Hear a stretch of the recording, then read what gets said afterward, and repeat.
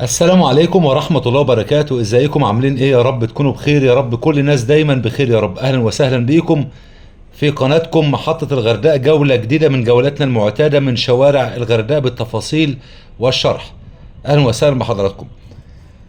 من شوارع الغردقة النهاردة هنمر على 3 احياء سكنية، التلاتة جنب بعض على طول.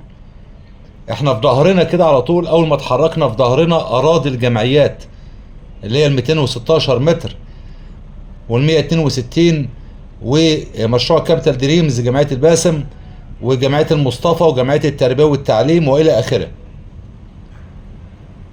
شوارع، جوله من شوارع الغردقه النهارده من الاحياء.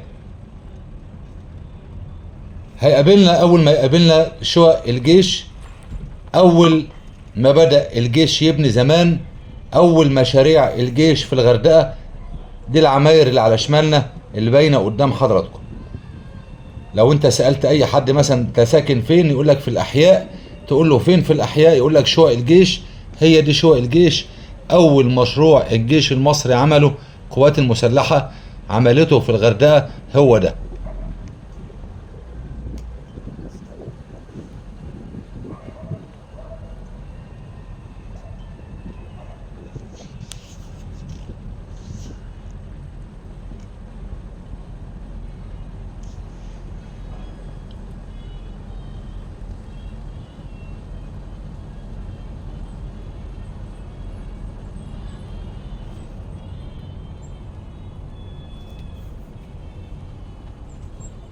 من اهم المميزات في مدينة الغردقة ان هي بتسع الجميع، كل واحد بيعيش على قد امكانياته.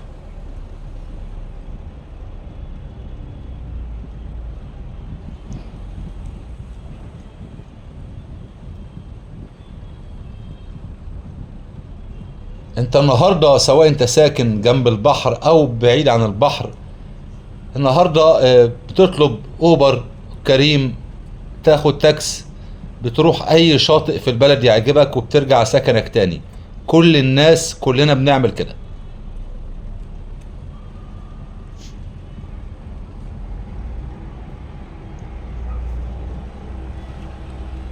انا هقف هنا ثواني علشان اقول لك ان اخر مشروع شقق الجيش على بعد 300 متر، بعدها على طول بيبدأ شقق مبارك 11 و12 و13 و14. احنا كده داخلين على حي سكني تاني خالص. اللي على شمالنا اللي جاي ده حي محترم اسمه حي اللؤلؤة. حي ايه؟ اللؤلؤة. مساحات الشقق فيه 85 متر، في منهم غرفتين وفي منهم 3.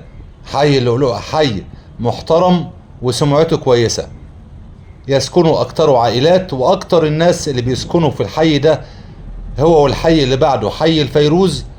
الحيين دول اكتر الساكنين اللي فيه بيبقوا شغالين في الجونة، فعلشان يسكن جنب شغله بيحب يسكن في المكان ده. ليه؟ معاه عربية. لو معاه عربية 5 دقايق هيبقى في شغله في الجونة. مفيش معاه عربية، بيتمشى الخطوتين دول وهيلاقي المواصلات، يركب المواصلات اتوبيس الجونة يروح شغله ويرجع تاني. حي اللؤلؤة.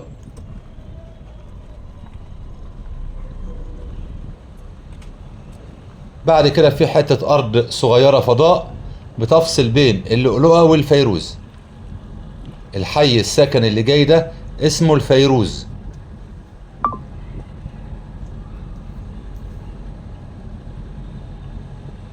الأحياء السكنية دي الفيروز واللؤلؤة انشأت من بين، بدأ إنشائها من 2005 إلى 2007.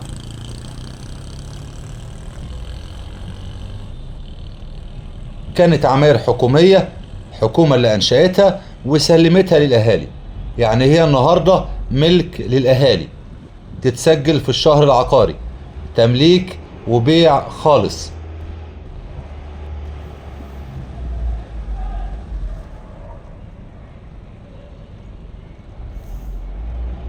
طلعنا من الفيروز مكملين في الشارع بتاعنا، هيقابلنا الشارع الكبير العمومي اللي في الأحياء اللي فيه المواصلات اللي بتوديك الجونة، والمواصلات اللي بتنزلك وسط البلد. شايفين المواصلات شغالة هنا 24 ساعة. ميكروباص هتلاقي، تاكسي هتلاقي، اوبر، الاوبر بيجي لك لحد البيت بيوديك نص البلد في الغردقة وبترجع تاني تتفسح، تطلع على البحر. اخر النهار عايز تنزل تتمشى شوية على في شارع الشيراتون والشيري والممشى السياحي وتروح المارينا وترجع بيتك تاني. في وشنا هنا حي من الاحياء الراقية جدا في الغردقة، وهو حي الوليد ابن طلال. من وجهة نظر الشخصية ان الحي السكن اللي في وشنا ده الوليد ابن طلال ده بينافس منطقة الكوثر، وفي ناس كتير بتحبه. شوارع واسعة، عماير نظيفة، اكتر العماير اللي فيه جديدة لسه، بيمتاز بالهدوء. الوليد ابن طلال.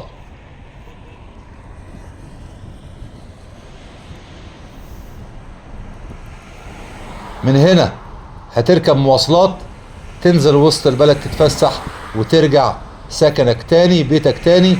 ومن هنا تركب مواصلات لو عاوز برضو تروح تتفسح في الجونة نفسها، تدخل الجونة تتفسح وترجع تاني. موقع الوليد بن طلال موقع متميز جدا جدا وحي راقي جدا. وبكده تكون جولتنا خلصت النهاردة. خالص تحياتي وتمنيات الجميع. دمتم بخير، والسلام عليكم ورحمة الله وبركاته.